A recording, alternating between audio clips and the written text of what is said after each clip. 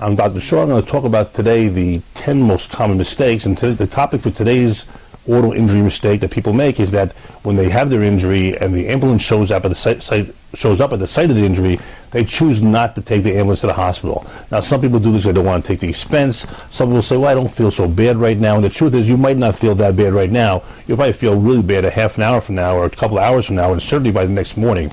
There's a number of reasons why people choose not to take the ambulance to the hospital. I can tell you that it's a very important thing to do for a number of reasons. From a clinical perspective, there are injuries which oftentimes go undiagnosed or unrealized right away. You can have a slow leak brain injury, which is like an aneurysm type of injury, where your brain has a slow blood vessel leaking in there, and 3 days later you die.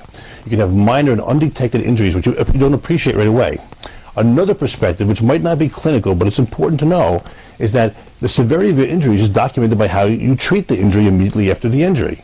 By going to the hospital, by going to the emergency room, you have an immediate documentation of what was happening at the time. It's something your lawyer could use to help document the severity of the injury and why it required going to the hospital. And also, it'll give a baseline of information. It might be radiographic information or just clinical information from the emergency room physician that your treating chiropractor could use immediately to make an assessment of what your status might be for the future. Both of these aspects are very important.